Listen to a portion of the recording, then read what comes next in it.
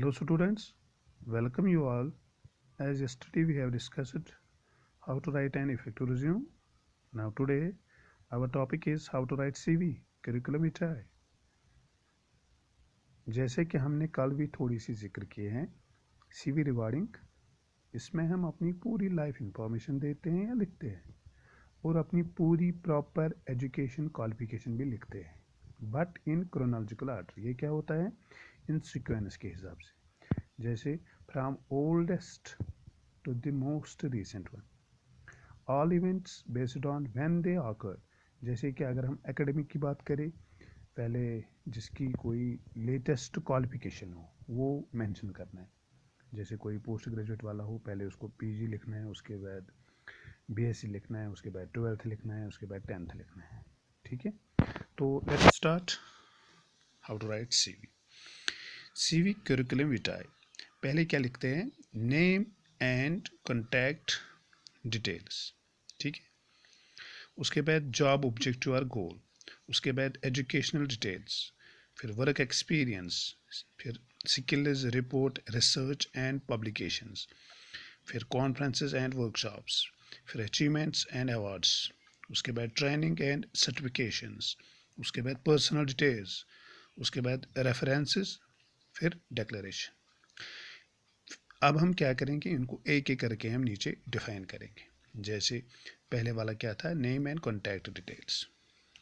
Name and contact details में क्या लिखते हैं? पहले फुल नेम, जैसे हमने मेंशन कर दिया डॉक्टर ज़ुबैर अहमद, उसके बाद मोबाइल नंबर अपना, उसके बाद मेल आईडी, उसके बाद अपना एड्रेस विद स्टेट क्या है. जैसे एड्रेस मैंने कर दिया mention Anantnag, Jammu and Kashmir. Okay, उसके बाद दूसरा वाला क्या है? जॉब ऑब्जेक्टिव और गोल. जॉब ऑब्जेक्टिव गोल में क्या आता है? पहले कैरियर इंटरेस्ट. ये कैरियर इंटरेस्ट क्या है? इन विच एरिया और field you make your career, like arts हो, बिजनेस हो, एजुकेशन हो, कम्युनिकेशन हो, पब्लिक सर्विसेज हो, एट्सट्रा एट्सट्रा. ठीक है, उसके बाद work environment. Work environment is used to describe the surrounding conditions in which an employee operates. दूसरा वाला क्या है? Organisation. In which organisation you want work and why. ठीक है, किस ऑर्गेनाइजेशन में आप काम कर सकते हो और क्यों. ठीक है, तो नेक्स्ट वाला क्या है? Educational details. ठीक है, एजुकेशनल डिटेल्स में क्या है? फॉर एग्जांपल अगर कोई किसी ने पीएचडी किया है, डॉक्टरेट डिग्री जिसको बोलते हैं, ठीक है, उसमें क्या मेंशन करना है? पहले एक टेबल बनाना है, उसमें लिखना है एजुकेशनल क्वालिफिकेशन, जैसे रिज्यूम में हमने कल बनाया. एजुकेशनल क्वालिफिकेशन, यूनिवर्सिटी, ईयर क्या है और परसेंटेज क्या रही है. लेकिन जो रिसर्च प्रोग्राम होता है, जैसे पीएचडी हो, एमफिल हो, उसमें परसेंटेज नहीं होते हैं. ठीक है, पीएचडी में क्या होता है? पीएचडी में रिसर्च टॉपिक होता है, लेकिन उसमें क्या हमें करना है? मेंशन यूनिवर्सिटी और टॉपिक रिसर्च क्या था वो मेंशन करना है. ठीक है, तो उसके बाद क्या है? पीजी. पोस्ट ग्रेजुएशन किस ईयर में किया है, यूनिवर्सिटी कौन सी थी और परसेंटेज क्या रही. उसके बाद बीएससी किस यूनिवर्सिटी से किया है, परसेंटेज क्या रही, ईयर क्या था. उसके बाद 12th, उसके बाद 10th. फोर्थ वन क्या है? Work experience. वर्क एक्सपीरियंस में क्या है? पहले लिखना है नेम ऑफ द कंपनी, उसके बाद एड्रेस ऑफ द कंपनी. ठीक है, उसके बाद जॉब डिजिग्नेशन. अगर हमने किसी जगह पे काम किया है, ठीक है, तो उस कंपनी का नाम क्या है, एड्रेस क्या है और वहाँ पे जॉब डिजिग्नेशन क्या है. एज आप क्लर्क करते थे काम, क्या करते थे वो यहाँ पे मेंशन करना है. पीरियड ऑफ जॉब कितने साल के लिए था, ठीक है, या मंथ के लिए कितने क्या है वो मेंशन करना है.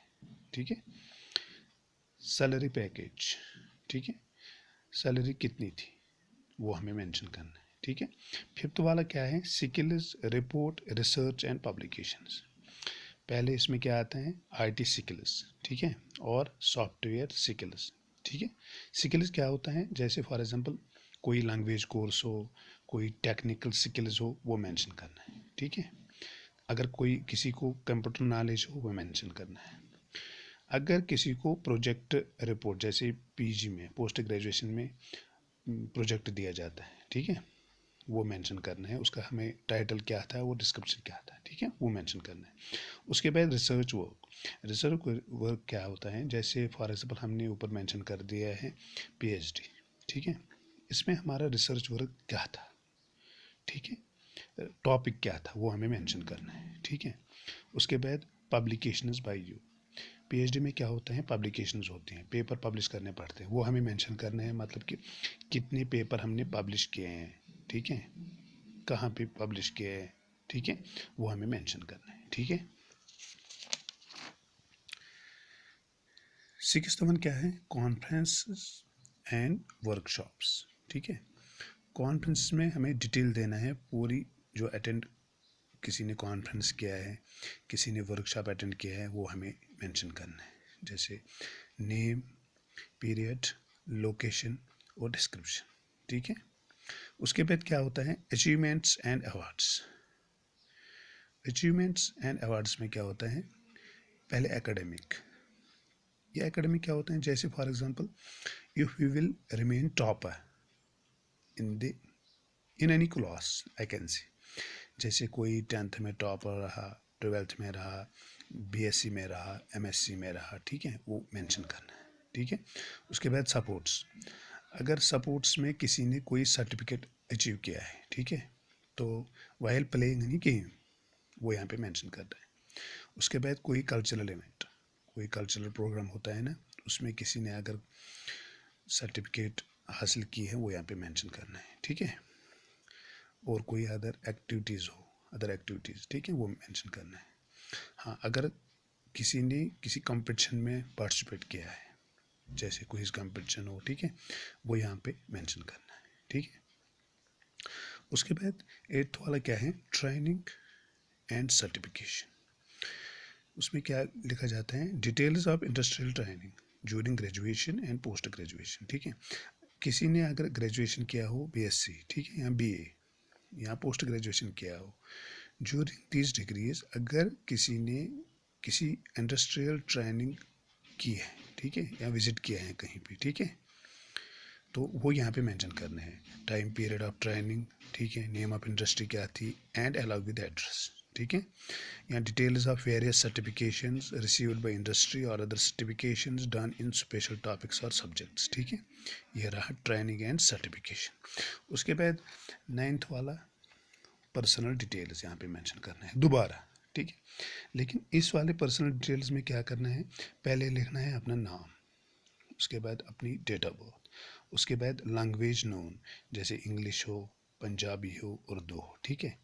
उसके बाद परमानेंट एड्रेस, उसके बाद मैरिटल स्टेटस, ठीक है, मैरिटल स्टेटस जैसे कोई सिंगल हो, मैरिड हो, अनमैरिड हो, ठीक है, वो यहाँ पे मेंशन करना है, ठीक है। उसके बाद 10th वाला क्या है, references, this is the most important point. References में क्या होता है कि references should be selected properly, किस रेफरेंस से आप यहाँ पे आ गए, ठीक है, तो उसका नेम, उसका कॉन्टैक्ट नंबर और उसकी मेल आईडी वो मेंशन करना है, ठीक है। लास्ट में क्या है, 11th वाला है डिक्लेरेशन, इसमें क्या मेंशन करना है कि जैसे ये जो हमने फ्रॉम फर्स्ट पॉइंट से लेके 10th पॉइंट तक मेंशन किया है, ये सही है। जैसे इंग्लिश में लिखेंगे, I do hereby declare that the information given above is true to the best of my knowledge with name, date and place. So students, this was all today's topic about how to write CV. I sincerely appreciate your attention. Thank you so much for your interest and intention. Have a good day ahead.